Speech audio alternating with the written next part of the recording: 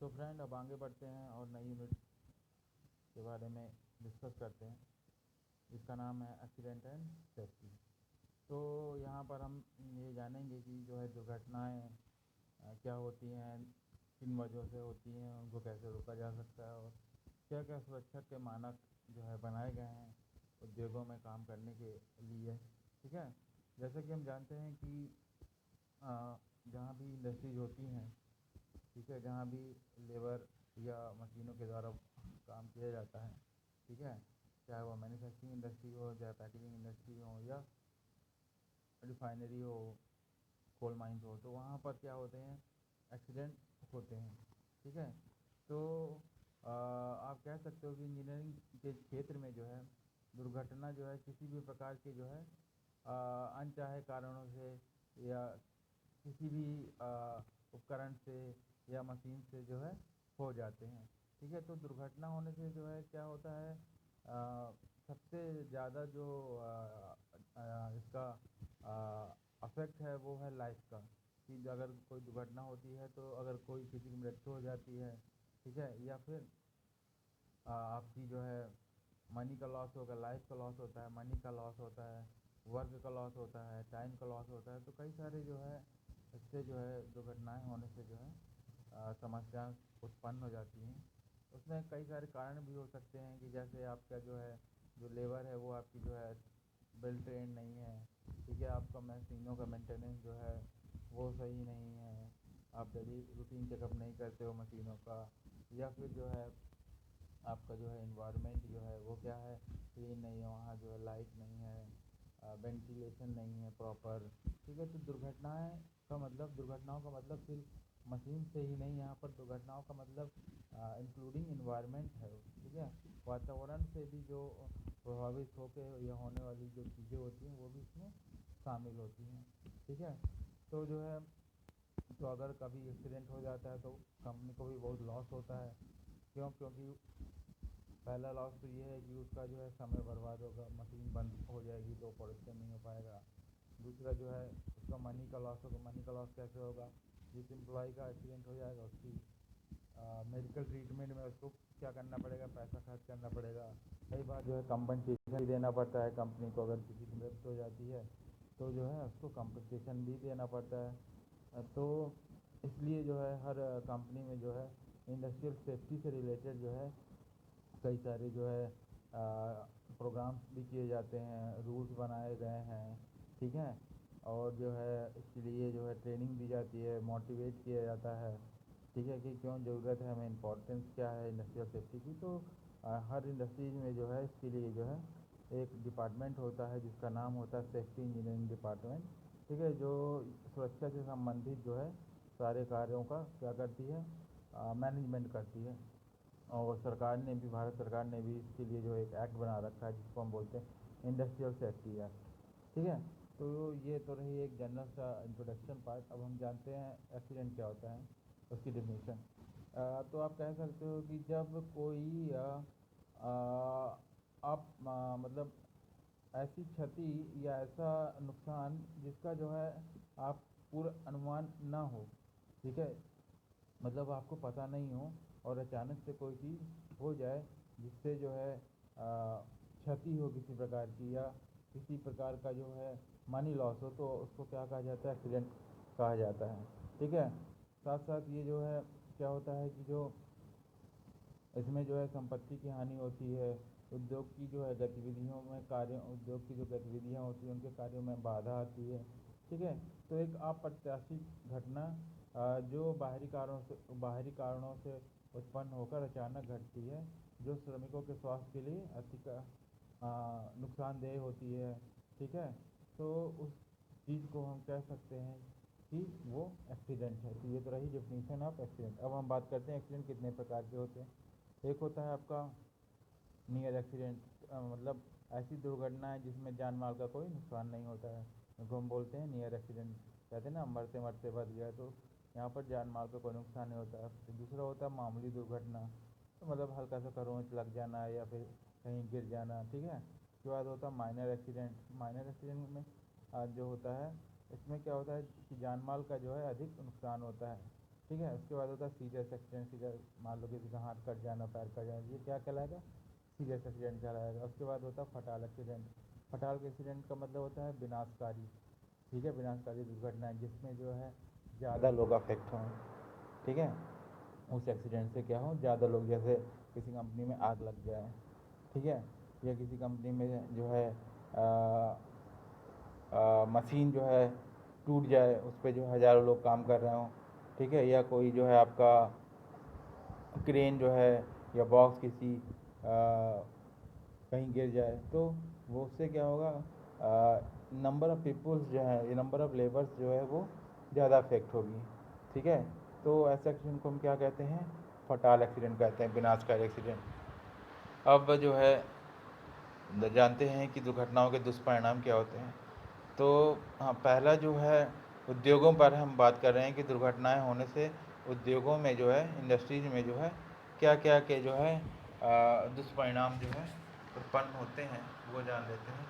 तो इनको आप जो है दो पार्ट में डिवाइड कर सकते हैं। एक तो होता है डायरेक्ट कॉस्ट, दूसरा जो है इनडायरेक्ट कॉस्ट। तो दो तरीके से डायरेक्ट कॉस्ट क्या होती है, जैसे जो है मान लो कोई एम्प्लॉई है, वो पूर्ण रूप से क्या हो गया, विकलांग हो गया है, ठीक है, तो उसको क्या करना पड़ेगा, कंपनसेशन देना पड़ेगा। तो कंपनसेशन देना पड़ेगा, उसका मतलब पैसा देना पड़ेगा। तो यहाँ पर आपका डायरेक्ट कॉस्ट, डायरेक्ट मनी आपका क्या कर रहा है, कंपनी का जा रहा है। ठीक है, उसके बाद ये आप उसको कुछ पैर में खरोंच आ गई या पैर टूट गया है, तो मेडिकल ट्रीटमेंट में आपको क्या करना पड़ेगा, पैसा देना पड़ेगा। ठीक, तो ये सब क्या कहलाती हैं आपकी जो है डायरेक्ट कॉस्ट। अब हम बात करते हैं इनडायरेक्ट कॉस्ट। इनडायरेक्ट कॉस्ट वो कॉस्ट होती हैं जो डायरेक्ट रूप से जो है इन्वॉल्व नहीं होती हैं, बट इनडायरेक्टली उनका अफेक्ट पड़ता है। जैसे आप कह सकते हो, मान लो कोई वर्कर है, ठीक है, अब जो है उसका एक्सीडेंट हो गया है, ठीक है, तो एक्सीडेंट हो गया है तो उसको हॉस्पिटल में एडमिट कर दिया गया। हॉस्पिटल में एडमिट करने के बाद जो उसका ट्रीटमेंट हो रहा है उसमें तो पैसा लग रहा है, वो क्या हो गया आपका डायरेक्ट कॉस्ट। परंतु जितने दिन वो वर्क पे नहीं जाएगा, ठीक है, तो उसका समय का, उस मशीन बंद पड़ी रहेगी, ठीक है, तो वो क्या है, समय नष्ट हो रहा है, समय का क्या हो रहा है, दुरुपयोग, समय का हम प्रॉपर यूटिलाइज नहीं कर पा रहे हैं। ठीक है, तो अब उस समय आपका क्या कहलाएगा, इनडायरेक्ट कॉस्ट में आ जाएगा। क्यों? क्योंकि उसकी जो है समय की कीमत जो है इसको चुकानी पड़ेगी, कहीं ना कहीं उद्योगों को चुकानी पड़ेगी। क्यों? क्योंकि वो प्रोडक्शन ही बंद हो जाएगा उतने दिन के लिए, ठीक है, तो सप्लाई बंद हो जाएगी। तो वो इनडायरेक्टली कहीं ना कहीं कंपनी को क्या कर रहा है, अफेक्ट कर रहा है। ठीक है, और जैसे आप कह सकते हो कि आ, आपका जो है कोई एम्प्लॉई है या कोई लेबर है वो बीमार हो गया, तो उसकी जगह आप कोई नया एम्प्लॉय लाओगे, तो वो उसको पहले ट्रेनिंग देना पड़ेगा, उसको बताना पड़ेगा, फिर जाके वो काम कर पाएगा। तो यहाँ भी आपका क्या होगा, समय नष्ट होगा, उतने समय वो जितना प्रोडक्शन नहीं कर पाएगा, तो वहाँ पर कंपनी का क्या होगा, इनडायरेक्ट कॉस्ट का लॉस होगा। ठीक है, तो दूसरा जो इफ़ेक्ट आता है वो आता है वर्करों पे आता है, श्रमिकों पर प्रभाव पड़ता है। मान लो किसी श्रमिक की मृत्यु हो जाती है, तो परिवार में कमाने वाला सदस्य नहीं रह जाएगा, जिससे उसके जो है रोजी रोटी कमाने की क्या हो जाए, उसके परिवार पे संकट आ जाएगा। ठीक है, स्थायी विकलांगता होने पर श्रमिक को अपनी नौकरी तक गंवानी पड़ सकती है। मान लो परमानेंट जो है उसका जो हाथ कट गया है, तो उसको जो है कंपनी क्यों रखेगी, क्यों? क्योंकि वो काम ही नहीं कर पा रहा है। ठीक है, दूसरी चीज़ जो है जिसको कंपनसेशन मिलता है, ठीक है, कंपनी से, तो वो उतना नहीं मिलता है जितना वो जीवन भर, अगर वो ठीक होता है तो जीवन भर कमाता, तो उतना अमाउंट नहीं मिलता। कंपनसेशन में एक सर्टेन अमाउंट मिलता है, डिपेंड कि वो किस तरीके का एक्सीडेंट है। ठीक है, और उसके बाद जो है आप कह सकते हो अपंग होने पर श्रमिकों को शारीरिक और मानसिक तथा सामाजिक कष्ट सब क्या करना पड़ता है, सहना पड़ता है। तो ये रहा दूसरा। तीसरा पॉइंट है जो है, आप कह सकते हो कि सोसाइटी पर भी जो है इसका क्या पड़ता है, प्रभाव पड़ता है। क्यों? क्योंकि जो है आ, अब भाई कोई वर्कर है या लेबर है, उसका एक्सीडेंट हो गया है, तो वो जो है अब उसके घर में 5 लोग थे, कमाने वाला वो अकेले ही था, तो जो है अब वो तो काम कर नहीं पा रहा है, तो वहाँ उसके घर के आसपास जो लोग होंगे, ठीक है, उनको जो है उनके फैमिली मेम्बर्स को क्या करना पड़ेगा, हेल्प करना पड़ेगा कुछ दिनों तक, जब तक उनकी जो स्थिति क्या है सुधर नहीं जाती। दूसरी बात, आपका जो है मान लो कोई फटाल एक्सीडेंट हो गया है, तो किसी कंपनी का प्रोडक्शन रुका हुआ है, उसकी वजह से वो प्रोडक्ट मार्केट में नहीं आ पाएगा, तो लोग उसका इस्तेमाल नहीं कर पाएंगे, तो उससे जो है लोगों को क्या होगा, परेशानी होगा। फॉर एग्जांपल मान लो कि जो है चीनी मिल है, चीनी मिल अगर कुछ दिन के लिए बंद कर दी जाए, ठीक है, तो वो किस पे प्रभाव डालेगी, पूरी सोसाइटी पे प्रभाव डालेगी ना। कोई इसका खरीद ही नहीं पाएगा, क्यों? क्योंकि उसका प्रोडक्शन ही नहीं हो रहा है, ठीक है। तो एक्सीडेंट कहीं ना कहीं क्या करते हैं, सोसाइटी से भी या सोसाइटी में भी जो है अफेक्ट डालते हैं। उसके बाद राष्ट्र पर क्या प्रभाव पड़ता है, सीधा सीधा कॉन्सेप्ट है। जब इंडस्ट्री में प्रोडक्शन नहीं होगा तो सेल नहीं होगी, सेल नहीं होगी तो रेवेन्यू जनरेट नहीं होगा, रेवेन्यू जनरेट नहीं होगा तो कंपनियां टैक्स पे नहीं करेंगी, और टैक्स पे नहीं हो पाएगा तो हमारी जो आ, हमारी जो आप कह सकते हो कि जो है रेवेन्यू, ठीक है, जनरेट ना होने के कारण सरकार जो है लोगों को पैसे नहीं दे पाएगी, सैलरी नहीं दे पाएगी, ठीक है।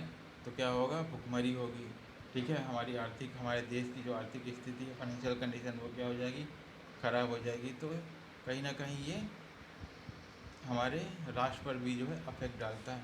अब हम जानते हैं कि एक्सीडेंट किन किन कारणों से होता है, क्या क्या कारण हो सकते हैं।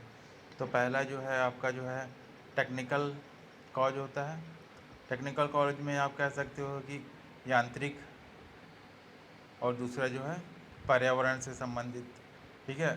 दूसरा जो है कारण बनता है वो होता है मानवीय कारण, जो मानव जिसके लिए क्या होता है, जिम्मेदार होता है। जैसे असुरक्षित कार्य करना, असुरक्षित कार्य मतलब जैसे हेलमेट ना लगाना, ठीक है, और हैंड ग्लव्स ना पहनना, वेल्डिंग करते समय चश्मा ना लगाना, ठीक है। हाई स्पीड मूविंग मशीन के पास जो है खड़े होकर ढीले ढाले कपड़े पहन के आ जाना, मशीन को प्रॉपर्ली साफ़ न करना, तेल पे खड़े हो जाना, फर्श चिकनी फर्श पे खड़े हो जाना, तो ये सब जो है व्यक्तिगत मानव के द्वारा डेवलप किए हुए कारण होते हैं, ठीक है। तो टेक्निकल कारण मैं पहले बता देता हूँ। टेक्निकल कारण में जैसे मैंने बताया आपको, मैकेनिकल फैक्टर में जो है आप कह सकते हो कि जो आपकी मशीन है उसकी जो है आपने क्या नहीं की, मेंटेनेंस नहीं की, उसके पुर्जे चेक नहीं किए आपने, ठीक है, आए और आपने सीधा चलाना चालू कर दिया, ठीक है। तो क्या होगा कि अगर वो पार्ट ढंग से नहीं लगा होगा या टूल नहीं लगा होगा, कमज़ोर हो गया होगा, ठीक है, वियरिंग एंड टेयरिंग हो चुकी होगी उस पार्ट की, तो वो क्या हो जाएगा, टूट जाएगा। टूटने के बाद वो टके किसी को भी लग सकता है, ठीक है।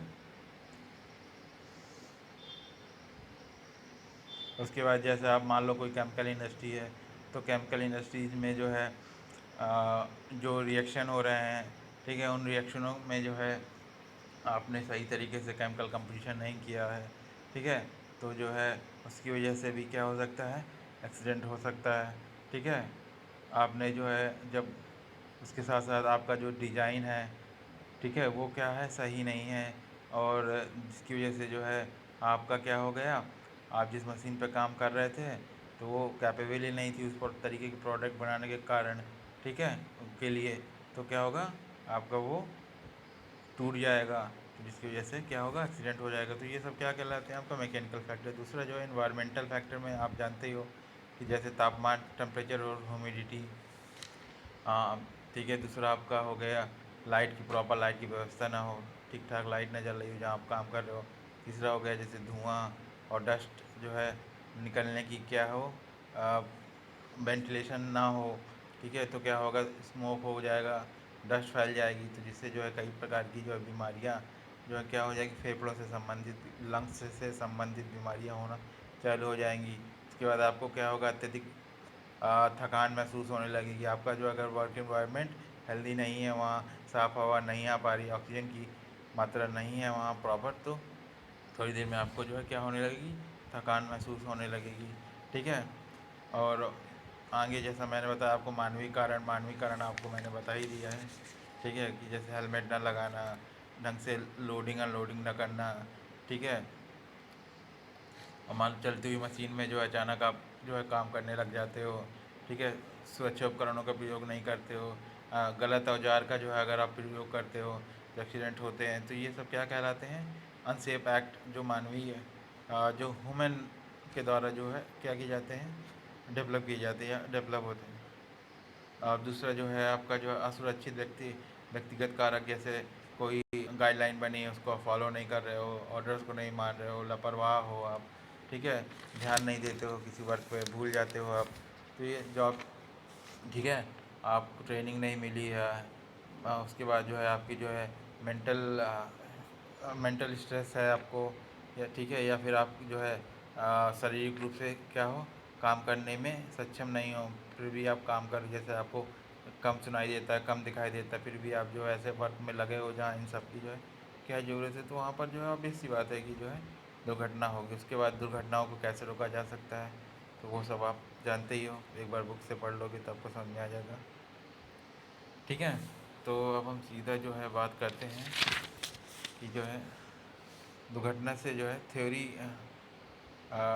सेफ्टी, कौन कौन से सेफ्टी प्रोग्राम जो है बनाए जाते हैं ताकि जो है किसी भी कंपनी में जो है क्या ना हो, एक्सीडेंट ना हो, तो इसको हम जान लेते हैं।